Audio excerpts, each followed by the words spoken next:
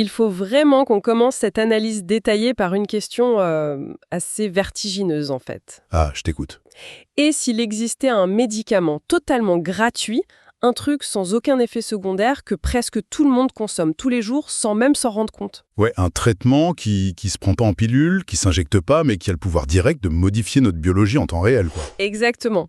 Eh bien, ce médicament, c'est la musique. C'est ça. Mais attention, pour ceux qui nous écoutent, l'idée aujourd'hui, c'est pas juste de dire mettre une bonne playlist à la radio, ça met de bonne humeur. Non, non, c'est beaucoup plus profond que ça. Voilà, notre mission pour cette plongée en profondeur, c'est vraiment de décortiquer la mécanique pure.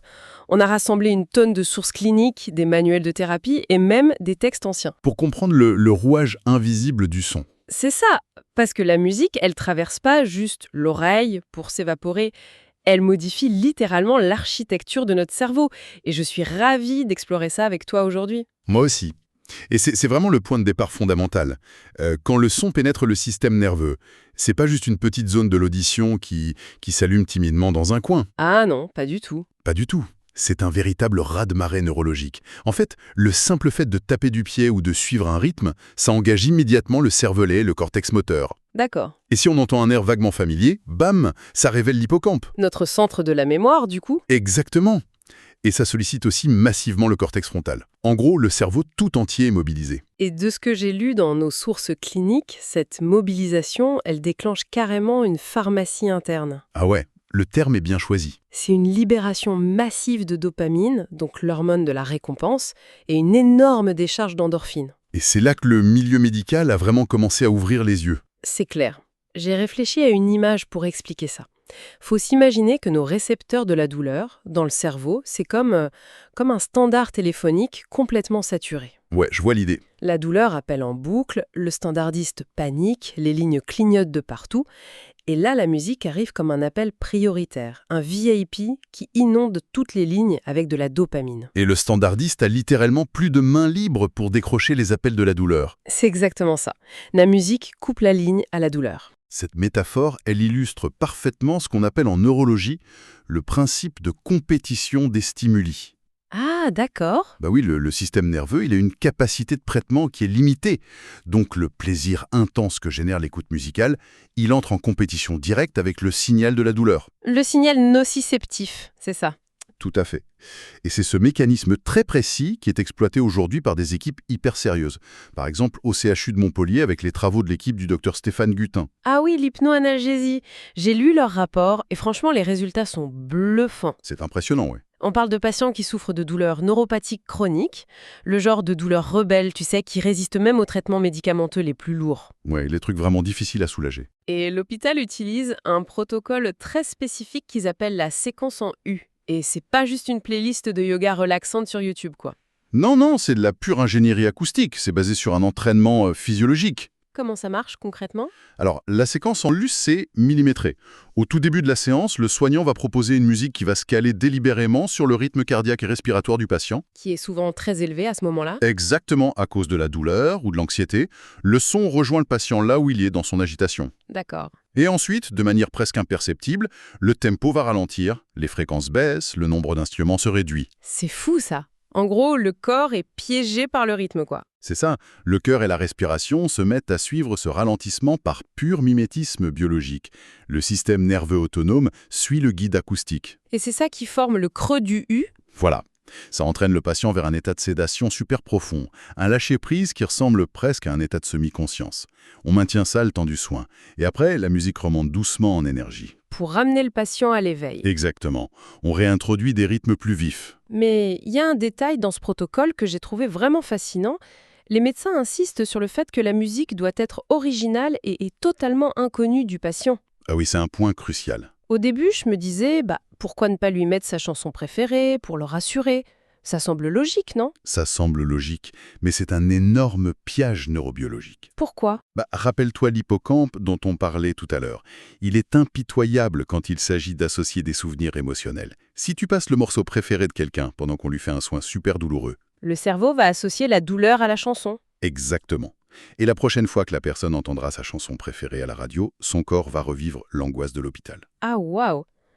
C'est terrible, en fait. C'est pour ça qu'en utilisant une œuvre neutre et inédite, on protège le patrimoine musical de la personne. On ne pollue pas ses souvenirs. Et les chiffres de ces études en centre antidouleur sont dingues. Non seulement il y a une baisse radicale de la douleur perçue, mais ils constatent une diminution d'environ 50% de la consommation d'anxiolytiques et d'antidépresseurs. Moins 50%. C'est une réduction massive de la chimie externe remplacée par la chimie interne du son. C'est brillant. Et c'est amusant de voir comment toute cette science s'est structurée. Parce que la musicothérapie, aujourd'hui, c'est pas du tout l'image cliché de la personne allongée sur un canapé qui écoute du Mozart en espérant aller mieux, quoi. Non, pas du tout. Les sources expliquent que c'est une discipline clinique hyper stricte. Elle est apparue officiellement en France dans les années 60. Et la méthodologie est fascinante. Les manuels cliniques la divisent en 3 grands axes. Oui, j'ai vu ça. Il y a la méthode réceptive, la méthode active et la neurologique. C'est ça. La réceptive, c'est centré sur l'écoute très ciblée. La méthode active, c'est quand la personne crée elle-même du son, qu'elle chante ou joue d'un instrument. Pour s'exprimer, en fait. Voilà. Et l'axe neurologique, ou psychomusical, ça utilise le rythme pour réhabiliter des fonctions cognitives ou motrices après un traumatisme comme un AVC. En creusant la partie réceptive, j'ai découvert un truc qui s'appelle le protocole des 3 morceaux. C'est utilisé pour les cas de dépression sévère. Et franchement, la logique est incroyable. Ah, le fameux principe d'ISO? Oui, bien ça. En gros, l'étape 1, si une personne est profondément déprimée, on va surtout pas lui mettre une musique joyeuse. On va lui faire écouter un morceau triste, souvent en mode mineur. Ça paraît complètement contre-intuitif. Complètement. Mais c'est essentiel, parce que si tu imposes une musique ultra joyeuse à quelqu'un en détresse, tu crées une dissonance cognitive énorme. La personne se sent agressée par cette espèce d'injonction au bonheur. Exactement, elle se sent incomprise. Le principe d'ISO, avec le morceau triste, c'est pour valider l'état émotionnel. Le son dit à la psyché, ton état est reconnu, il est entendu. Et une fois que la connexion est faite, on passe à l'étape 2, le morceau neutre. Pour faire un reset. Voilà, pour désamorcer l'émotion négative. Et c'est seulement après cette phase de neutralisation qu'on introduit l'étape 3, un morceau positif et lumineux pour faire basculer l'humeur. Et c'est tellement validé scientifiquement qu'il y a des applications cliniques aujourd'hui comme Music Care qui déploient ça à grande échelle dans les hôpitaux. C'est vraiment génial. Mais là où la musique m'a le plus choqué dans nos sources, c'est son impact là où la médecine traditionnelle avoue souvent son impuissance. Tu penses aux maladies neurodégénératives? Oui, l'utilisation de la musique dans les EHPD, particulièrement pour la maladie d'Alzheimer. C'est un sujet bouleversant et ça soulève des questions majeures sur comment on stocke notre mémoire. Il y a ce témoignage dans nos documents, un animateur en musicothérapie qui travaille avec des patients à un stade très avancé d'Alzheimer. Des patients qui ont perdu l'usage de la parole, c'est ça? Oui, des personnes enfermées dans le silence, dans l'apathie totale, mais dès que l'animateur joue les premiers accords d'une vieille chanson de Guy Béard, Ah oui, ces mêmes personnes se mettent à chanter les paroles de A à Z, sans faire d'erreur. sans la moindre erreur. C'est quand même dingue. Comment le cerveau peut faire ça alors que les zones du langage sont supposément détruites par la maladie? Eh ben, l'explication, elle se trouve dans la géographie de notre cerveau. Le langage parlé, il dépend de zones très, très localisées. L'air de Broca, par exemple. Exactement. L'aire de Broca ou l'aire de Wernicke. Si la maladie détruit ces petits quartiers du cerveau, la parole disparaît. D'accord. Mais la mémoire musicale, elle n'est pas rangée dans un seul petit tiroir. Elle est massivement distribuée dans des réseaux neuronaux immenses à travers tout le cerveau. Ah, ça touche aussi les centres émotionnels et moteurs, non? Tout à fait. Donc la maladie a beaucoup plus de mal à effacer un réseau aussi vaste. La musique agit alors comme une passerelle de secours. Elle contourne les routes détruites. Pour aller chercher les capacités qui restent intactes. Voilà. Et ça redonne de la dignité aux patients, ça lutte contre leur dépression. C'est la preuve vraiment irréfutable que le son a un pouvoir thérapeutique mesurable. Mais, et c'est là qu'on aborde la partie un peu plus épineuse de notre analyse, ce constat scientifique, il a ouvert la porte à une tendance super populaire sur Internet. Ah, je sens qu'on va parler des fameuses fréquences miracles. Bingo! Puisque la musique agit sur le corps, Internet s'est enflammé en disant qu'il existerait des fréquences spécifiques pour guérir tout et n'importe quoi. Le bien-être numérique est inondé par ça en ce moment. Nos sources ont compilé toute une liste de ces fréquences. C'est vendu comme des remèdes universels. Par exemple, le 285 Hz, ça régénérerait les cellules physiques. Rien que ça. Le 396 Hz, ça agirait sur le chakra racine pour libérer de la peur. Le 432 Hz, ça serait l'harmonie naturelle de l'univers, capable de réordonner l'eau. Et la star absolue, c'est le 528 Hz non Wish. Ah oui, la fréquence de l'amour, stadioté continue. Apparemment, elle aurait carrément la capacité de réparer notre ADN endommagé. Et il y en a d'autres, le 741 pour nettoyer les toxines, le 963 pour la glande pinéale. Franchement, le niveau de précision de ces promesses, ça laisse la communauté scientifique assez perplexe. Moi, la première, hein. Je veux dire, on est en train d'imaginer le corps humain comme un passage en caisse de supermarché. C'est ça. On scanne un code barre auditif, le 528 Hz, on fait bip et paf, l'ADN se répare tout seul. C'est une vision ultra simpliste et presque magique de la biologie, non? Mais complètement. Pourquoi est-ce qu'un seul ton continu, isolé, aurait le pouvoir de cibler spécifiquement une molécule d'acide désoxyribonucléique? Bah oui, ça n'a aucun sens. C'est pour ça qu'il faut séparer la science du folklore moderne. Cette idée du code-barre magique, la littérature clinique la réfute totalement. Donc il n'y a pas d'interrupteur magique. Non. La science prouve, comme on l'a vu, que des stimulations vibroacoustiques aident à réduire le stress. Une onde sonore grave et continue, ça va physiquement faire vibrer la cage thoracique et détendre le système nerveux. D'accord. Mais aucune étude rigoureuse ne valide l'omnipotence de ces listes de fréquences. Il n'y a pas de balai acoustique à 741 Hz qui nettoie les toxines de tes cellules. C'est un mythe. Le danger, du coup, c'est de réduire la complexité humaine à un petit récepteur radio qu'on pourrait régler avec un ordinateur. Mais la vraie question, c'est pourquoi ça marche autant? Pourquoi des millions de gens écoutent ces fréquences sur YouTube? Parce que ça répond à une intuition humaine très ancienne, la sensation profonde que le monde est vibratoire. Ouais, c'est vrai. Face au stress moderne, on a tous l'impression d'être des instruments désaccordés. Donc le désir d'être réaccordé, il est totalement légitime. C'est l'approche marketing qui pose problème en fait. Isoler une fréquence synthétique et lui donner un pouvoir magique hors de tout contexte. Exactement. Le contexte fait tout. Et ça, c'est fascinant, parce que quand on regarde les traditions anciennes, c'est exactement l'inverse de notre époque. Les civilisations passées n'isolaient jamais une fréquence. Jamais. Le son était toujours imbriqué dans une pratique rituelle, corporelle, spirituelle. C'était un environnement complet, pas une pilule qu'on avale. Prends l'exemple des bols chantants tibétains. Pendant longtemps, en Occident, on a regardé ça comme un vague folklore mystique un peu perché. Et pourtant, la recherche clinique s'y intéresse de très près. Complètement. Il y a d'ailleurs une étude hyper récente dans nos sources, publiée en juillet 2025. Oui, j'ai épluché cette étude. Elle a été faite sur un groupe de jeunes adultes d'une vingtaine d'années. Et les résultats biologiques sont fous. Incroyable. Les chercheurs ont analysé ce qui se passe après seulement 30 minutes de méditation au son des bols tibétains. Ils ont mesuré la variabilité de la fréquence cardiaque, le fameux HRV. Pour ceux qui sont pas familiers, c'est pas juste la vitesse du cœur, c'est ça? Non, en fait, au lieu de regarder juste si le cœur bat vite, ils mesurent l'espace exact en millisecondes entre chaque battement.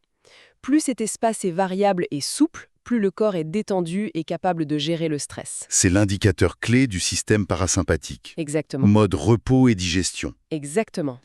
Et après 30 minutes avec les bols, cet indicateur grimpe en flèche. C'est purement factuel. Et la physique derrière ça, elle est géniale.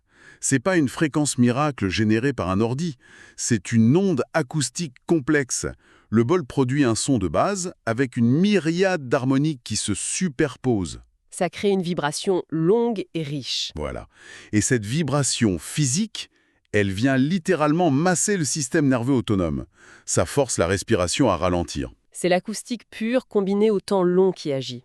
Et d'ailleurs, on retrouve cette notion d'engagement physique dans d'autres traditions, comme le Nada Yoga en Inde, avec la pratique des mantras. Ah oui, le pouvoir du humming, le fait de fredonner la bouche fermée. C'est ça. Les recherches modernes montrent que c'est pas juste apaisant. La vibration constante dans les cavités nasales, elle produit un gaz super puissant, l'oxyde nitrique. Et l'oxyde nitrique, c'est un vasodilatateur majeur. Ça dilate les vaisseaux sanguins, ça amène plus d'oxygène au cerveau et ça favorise même la neuroplasticité. La capacité du cerveau à créer de nouvelles connexions, quoi. C'est ça. Mais tu vois la différence avec la fréquence miracle sur Internet, hein. Là, le son, il est autogénéré. La personne contrôle son souffle. Elle s'engage physiquement. La thérapie, elle est dans l'action. Et pas juste dans l'écoute passive, c'est un point fondamental.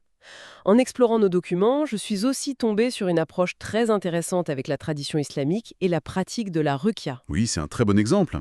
Et je précise qu'on regarde ça de manière purement objective, comme une analyse des textes pour comprendre comment cette culture conceptualise le son. Bien sûr. Dans ce cadre, la récitation du Coran, comme la sourate al-Fatiha, ou des supplications précises, est utilisée pour apaiser les maux physiques et spirituels. Mais les sources montrent qu'il y a des conditions d'application super rigoureuses. Ça démontre une vraie compréhension psychologique. Oui, les règles sont strictes. La récitation doit se faire dans un environnement pur et surtout dans une langue qui est comprise par la personne, idéalement l'arabe original. C'est pas juste un son abstrait, c'est porteur de sens. Exactement. Et le principe majeur sur lequel les textes insistent, c'est que le son ou la voix n'ont aucun pouvoir magique en eux-mêmes. Le pouvoir de guérison, dans cette tradition, est attribué exclusivement au divin. Le son n'est que le véhicule de l'intention. Voilà, nos sources rapportent un récit ancien où la ruqya est utilisée pour traiter une morsure de serpent. C'est fascinant d'analyser ça sous le prisme de la neurologie moderne. Complètement. Face à la panique absolue causée par le venin, le son rythmique et chargé de sens de l'incantation, ça vient structurer l'esprit. Ça crée un ancrage psychologique massif qui s'oppose à la terreur. Le son neutralise pas chimiquement le venin, il neutralise la panique du système nerveux central, ce qui modifie totalement la réponse du corps à la crise. C'est brillant. Et si on rassemble toutes ces pièces du CHU de Montpellier aux bols tibétains, en passant par les mantras et les récitations vocales, la synthèse, elle saute aux yeux. Jamais dans l'histoire de l'humanité on n'a perçu le son comme une pilule isolée qu'on administre dans le vide. Jamais. Le son, c'est une intention. C'est un rythme partagé. C'est une architecture qui vient structurer notre perception dans un monde super chaotique. C'est pas un code secret à scanner, c'est une relation intime entre notre corps et l'environnement. Une interdépendance totale entre neurologie, psychologie et acoustique. Alors, pour ceux qui nous écoutent, qu'est-ce que ça signifie concrètement pour le quotidien? Pourquoi c'est si vital d'en prendre conscience? Parce qu'on baigne tous dans un océan sonore permanent. Des bruits de circulation hachés, des notifications de téléphones stridentes, des alarmes. Et comprendre que tout cet environnement modifie notre rythme cardiaque et notre biologie en temps réel, ça change la donne. Ça nous donne le pouvoir de reprendre le contrôle, de choisir notre régime acoustique, de masquer les bruits agressifs avec des sons apaisants, pour réordonner notre intérieur quand tout va trop vite. C'est carrément une question d'hygiène mentale en fait. C'est clair. Et ça m'amène à une petite pensée finale, un truc qui m'a frappé en lisant nos sources. Tu sais, une cascade dans la nature, ça nous transmet aucun message verbal. Nous, ça n'a aucune intention. Et pourtant, sa simple continuité acoustique, ce bruit blanc super riche et incessant, ça nous modifie biologiquement. Ça impose à notre système nerveux un rythme lent et naturel. C'est l'opposé des ruptures constantes de la vie urbaine. C'est une présence ininterrompue qui rassure notre biologie la plus primitive. Exactement. Alors, quand on pense à notre société moderne où notre attention est tout le temps fracturée par des bruits synthétiques, on peut se demander si le véritable luxe médical du futur, le traitement le plus recherché, ce ne sera pas tout simplement le silence absolu. Ou peut-être qu'on va créer des architectures nouvelles, des sanatoriums acoustiques conçus juste pour générer des échos thérapeutiques. Pour soigner nos cerveaux épuisés par le bruit du monde. C'est une idée magnifique. Je laisse cette réflexion résonner pour tous ceux qui nous suivent. À la prochaine pour une nouvelle plongée en profondeur. À très bientôt. Et prenez soin de votre environnement sonore.